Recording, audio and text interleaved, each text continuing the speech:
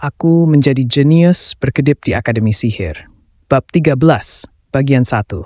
Semua orang tahu asal-usul sihir, namun hanya setelah penyihir putih yang juga disebut penyihir leluhur menyebarkan sihir ke seluruh dunia, manusia dan ras lainnya dapat memanipulasinya. Pada kenyataannya, kelas sihir sangat terpecah-pecah. Lintasan mana? Pengantar sihir dasar lanjutan adalah studi tentang hubungan antara realitas dan pengarahan dan sebagainya. Dan seperti di dunia lain, kuliah sangat membosankan. Profesor Raiden, khususnya, tidak disukai karena suaranya yang tajam dan agresif yang membuat pendengarnya tertekan. Setelah menyebarkan sihir alam kepada para elf, sihir manipulasi logam kepada para kurcaci, dan sihir elemen kepada manusia, penyihir leluhur menghilang. Jadi, ada yang tahu kemana penyihir leluhur pergi setelah itu? Saya bicara. Dia pergi ke surga dan mengajarkan sihir cahaya kepada para malaikat, lalu memberikan sihir kegelapan kepada iblis di dunia bawah. Itu benar. Aku merasa sangat mengantuk. Terlepas dari apakah ada sesuatu yang aku ketahui atau tidak, kelas ini sangat membosankan. Bagaimana aku bisa mendengarkan ini selama 3 tahun? Namun, kelas ini cukup penting, karena mungkin ada informasi yang bisa membawaku lebih dekat ke akhir sejati. Profesor Raiden menulis di papan tulis dengan suaranya yang khas dan menjengkelkan. Tapi, ada beberapa hal yang tidak diharapkan oleh penyihir leluhur. Rasa ingin tahu manusia tidak berhenti pada sihir elemen.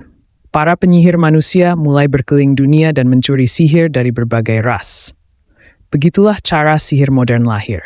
Aku menguap diam-diam dan melihat sekeliling. Duduk agak jauh, Aisel menarik perhatianku. Apakah dia awalnya mengambil kelas ini? Seingatku, tidak ada karakter utama yang mendengarkan Raiden. Orang-orang juga tidak puas dengan itu. Mereka menginginkan lebih banyak pengetahuan dan lebih banyak sihir. Namun, manusia tidak dapat mempelajari sihir lagi. Ini karena penyihir leluhur menghilang dan meninggalkan 12 bulan baru di dunia. Apakah ada yang tahu tentang 12 bulan baru ini?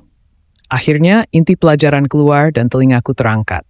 Karena itulah kekhawatiran terbesarku, 12 bulan baru. Ketika seorang siswa mengangkat tangannya, Profesor Raiden memberi isyarat agar dia berbicara. Jawablah. Dikatakan bahwa 12 bulan baru adalah penjaga yang ditempatkan untuk melindungi keseimbangan benua, dan dikatakan bahwa sampai 1000 tahun yang lalu mereka tersebar di seluruh dunia dan mengawasi benua. Benar, mereka masing-masing melindungi sebuah benua dengan kekuatan khusus mereka. Profesor itu menulis 4 huruf di papan tulis. Sebagai contoh, dikatakan bahwa bulan baru api yang melambangkan api adalah api merah, dan api itu tidak akan pernah padam. Bahkan sekarang, dikatakan bahwa jika kamu memasuki lautan dalam alam manca, kamu dapat melihat api merah itu. Jadi jika kamu tertarik, kamu bisa masuk untuk memeriksanya. Dia tidak sedang bercanda, tetapi para siswa tertawa terbahak-bahak.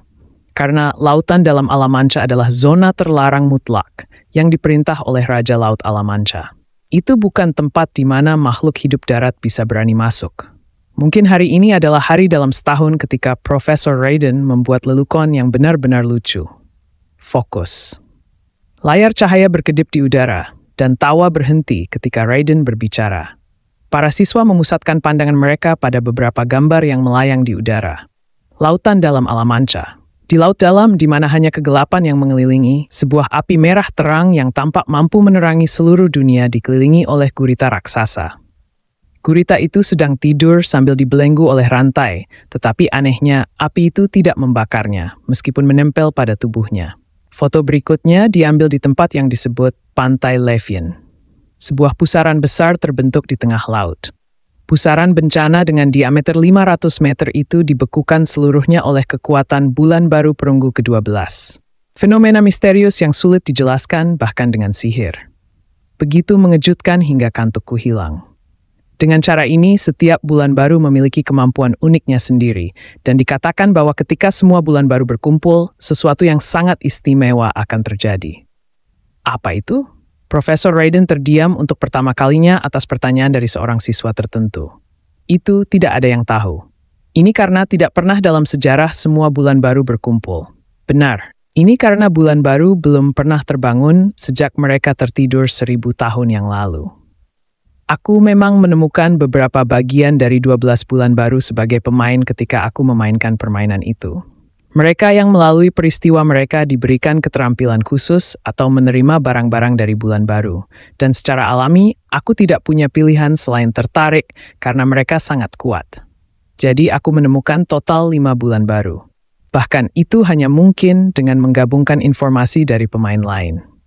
Yang aku temui di akhir jalan yang sangat sulit dan tidak ada pemain yang mengumpulkan lebih banyak bulan baru dariku.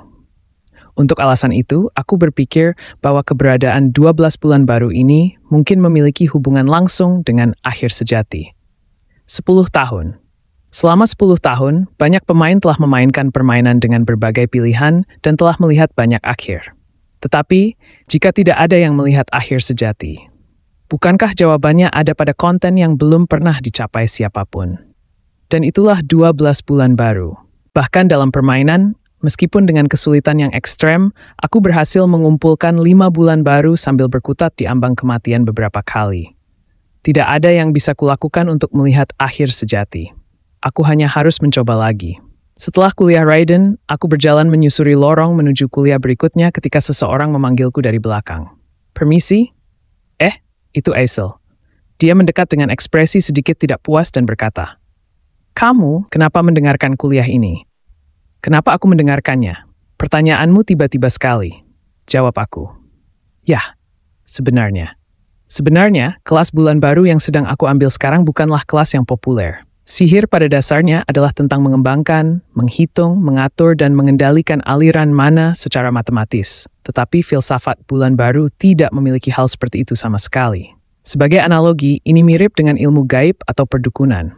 Berdoa kepada 12 bulan yang mungkin hidup di suatu tempat dan meminjam kekuatan mereka serta mewarisi kemampuan khusus. Seperti Profesor Raiden, banyak orang menyembah bulan baru dan mempraktikkan sihir bulan baru. Namun, metode sihir bulan baru ini tidak diadopsi secara luas karena kelebihannya dibandingkan dengan sihir tradisional tidak terlalu jelas.